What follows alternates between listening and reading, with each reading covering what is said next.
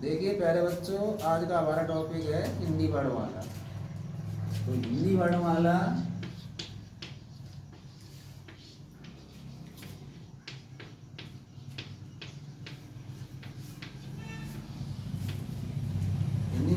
का अक्षरश ज्ञान कैसे करें। देखिए पहले तो हम स्वर लिखते हैं।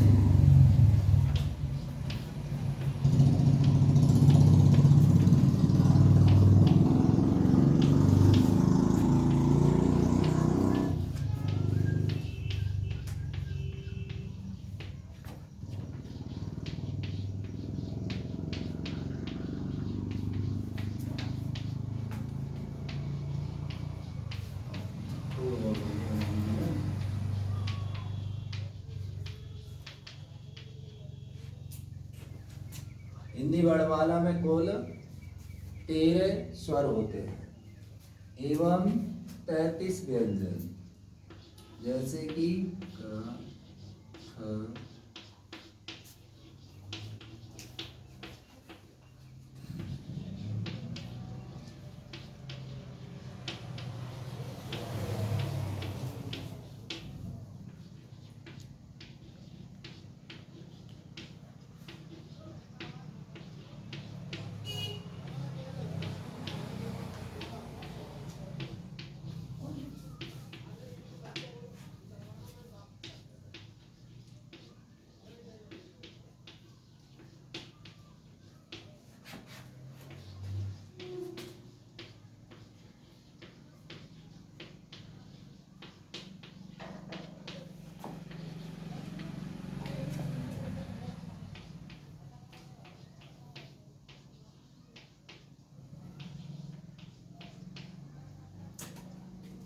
देखिए प्यारे बच्चों, हिंदी वर्णमाला में कुल 52 अक्षर होते हैं,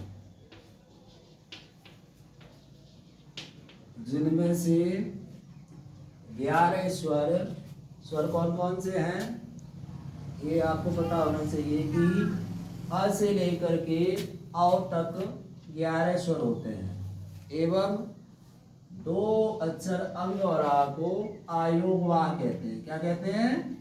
आयोगवा। इनका योग स्वरों में नहीं किया जाता है। इसके अलावा हिंदी वर्णमाला में 33 अक्षर होते हैं, जिनमें से छ, त्र, ज्ञ, स्र को हटा दिया जाता है और ड और ढ। इनमें से ये वर्ण 25 वर्ण ये स्पर्शी व्यंजन कहलाते हैं। क्या कहलाते हैं? स्पर्शी व्यंजन कहलाते हैं। इनकी संख्या होती है 25 व्यंजन स्पर्शी व्यंजन कहलाते हैं एवं 5 अंतिम व्यंजनों को हम अनुनासिक कहते हैं। अनुनासिक कहते हैं। अनुनासिक का मतलब सीधा सा है कि इन्हें नासिका द्वारा बोला जा सकता है। एवं अन्य बचे हुए या ला व इन व्यंजनों को हम अंतस्थ व्यंजन कहते हैं। इन व्यंजनों को हम अंतस्थ व्यंजन कहते हैं। एवं स स ह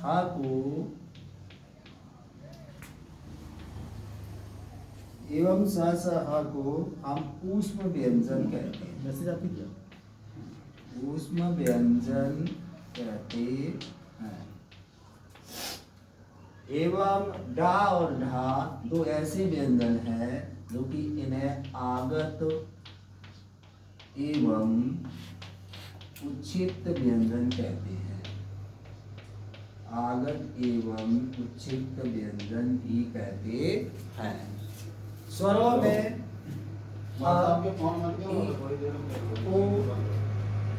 को हम एवं रे इनको हम ह्रस्व स्वर कहते हैं। इन सभी को हम ह्रस्व स्वर कहते हैं। एवं इसके अलावा आ, ई, ऊ, इनको हम दीर्घ स्वर कहते हैं। इनको हम दीर्घ स्वर कहते हैं। एवं ए, ऐ, ओ, औ, ओ मिलाकर के इनको हम संयुक्त स्वर कहते हैं। इनको हम संयुक्त स्वर कहते हैं। कुल मिलाकर हिंदी वर्णमाला में 11 स्वर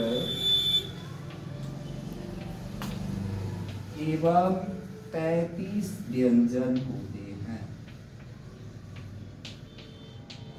11 स्वर एवं 33 व्यंजनों को मिलाकर के कुल वर्ण 44 होते हैं, परंतु हमारी हिंदी देवनागरी भाषा में इनकी संख्या 52 मानी जाती है।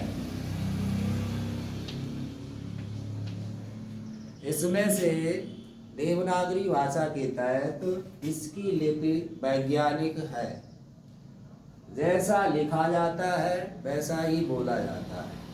अन्य भाषाओं की तरह हमारी हिंदी भाषा नहीं है कि जैसा लिखा जाए वैसा न बोला जाए। हिंदी एक राजभाषा है जो कि अनुच्छेद 343 के अंतर्गत देश की राजभाषा मानी गई है। परंतु कुछ लोग इसे देश की राष्ट्रभाषा कहते हैं, परंतु हिंदी देश की राष्ट्रभाषा न होते हुए हिंदी देश की राजभाषा है। इस तरह से जैसा कि आप लोगों को ज्ञात है कि हिंदी वर्णमाला में कुल 52 अक्षर होते हैं, परंतु कुछ बच्चों को इसकी जानकारी प्राथमिक स्तर से यानी बुनियादी शिक्षा के ढांचे को नज़रअंदाज करते हुए लोग नहीं देते हैं, जिस कारण से उन्हें आगे आने वाले कल में मुसीबतों का सामना करना पड़ता है। कुछ स्वर ऐसे हैं जिन्हें बनाने का तरीका भी अलग है।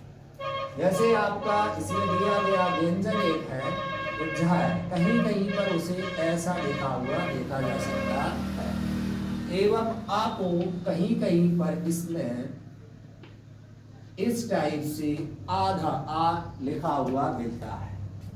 एवं जब री की बड़े री में तब्दील करते हैं तो उसे क्यों बनाते?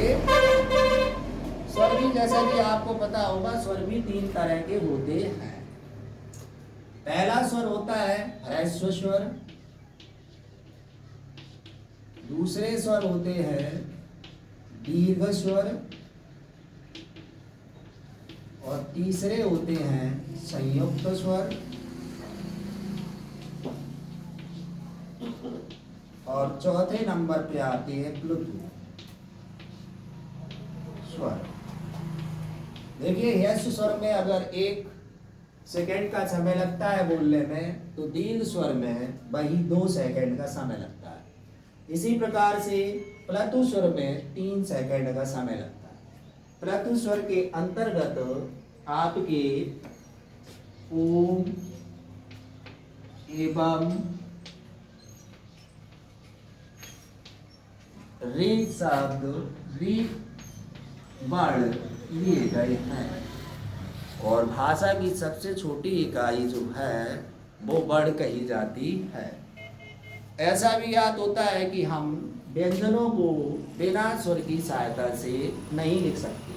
अगर व्यंजनों को बिना स्वर की सहायता से लिखा जाए तो हम अगर क लिखते हैं तो का में हल्का निशान होना अनिवार्य है। अगर सीधा का लिखते हैं तो का भी 2 वर्णों का मेल है, का प्लस आ बराबर बनता है का। इस तरह से स्वर को हम किसी अन्य की सहायता से अन्य किसी भी वर्ण की सहायता से बोल सकते हैं, परंतु व्यंजन को हम किसी अन्य की सहायता से नहीं बोल सकते।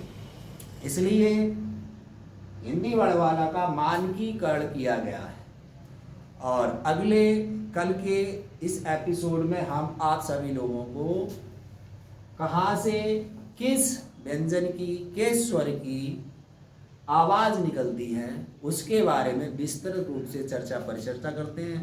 तब तक के लिए धन्यवाद। जय हिंद साथी।